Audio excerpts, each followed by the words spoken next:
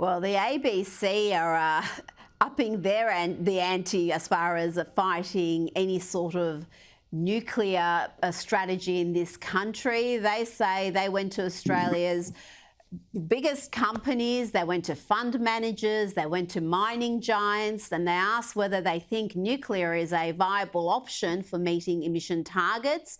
And apparently the response from all these folks was it's a unicorn and impossible without subsidies. What do you make of the ABC's reporting here, Ian? Well, it's very biased. They're a green activist network. They represent the green vote, which is 10% of the vote across the nation. And the vote of one company director or the vote of one fund manager is the same as the vote of someone in Western Sydney or Melbourne. Their vote is nothing special. They're the ones who are paying the bills. Those corporate executives can afford to pay thousands of dollars extra for their electricity because they're getting paid inordinate amounts of money. So it's certainly not representative of the electorate. It's certainly not giving a balanced view. And the ABC is trying to drive a political wedge into a policy that they don't like. Maybe they should be having two sides of the debate discussed, but the ABC cannot do this. They have now been captured by the Greens. So the nuclear wedge is one which is rather ridiculous because we have a nuclear power station in Sydney. It creates medical isotopes which get flown to the Pacific Islands and as far as Western Australia. Anyone who's been seriously ill has been dependent upon a reactor in Australia. We have many countries with reactors. Those countries that buy our yellow cake from South Australia are countries that have reactors and they burn this yellow cake in the reactors. So we are one of the few countries, advanced countries in the world without nuclear power. It's not a monster. It's not it's well known, well established. I've used nuclear reactors in my research work. I've seen nuclear reactors in the centre of towns. Nuclear reactors are tried and proven technology. They are lasting technologies and they produce a monstrous amount of electricity. Well, it's a little bit rich, I think, for the ABC to be quoting these corporate heavyweights talking about this will be impossible without subsidies. I mean, where would renewables be without subsidies? Well, and I do wonder what... Go ahead. Maybe the ABC should run on renewable power.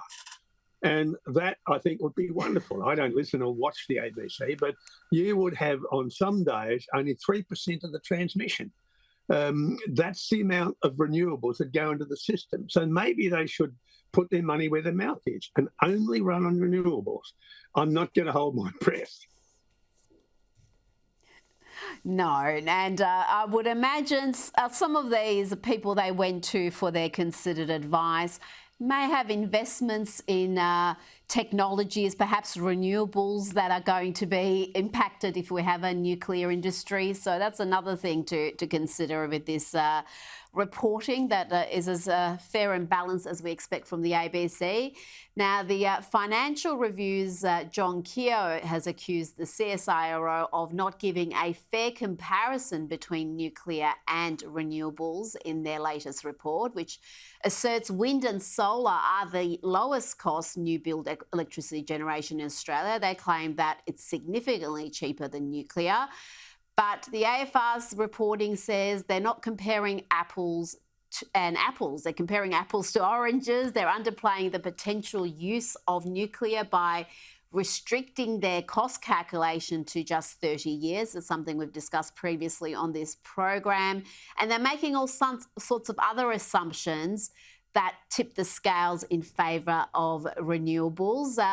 Has the CSIRO lost credibility, Ian, with this activism masquerading as unbiased, as an unbiased report? Because we do expect this body just to give us the facts, not to be a political player. The CSIRO has an S in it, and that's for science. This is an economic report. This is for other groups to do. The CSIRO should focus on its big science, should focus on making Australia more prosperous. Now, that report doesn't deal with the cost of putting in transmission right across prosperous farmland. It doesn't deal with destroying farmland to put in solar and wind. It doesn't deal with the permanent loss of food production in these areas. It also is quite misleading and deceptive because nuclear power stations do not last 30 years. They last at least 60 years and sometimes longer. And a nuclear power station is put where there is an existing grid. That is where there may well have been a coal-fired power station. So the costs are significantly lower.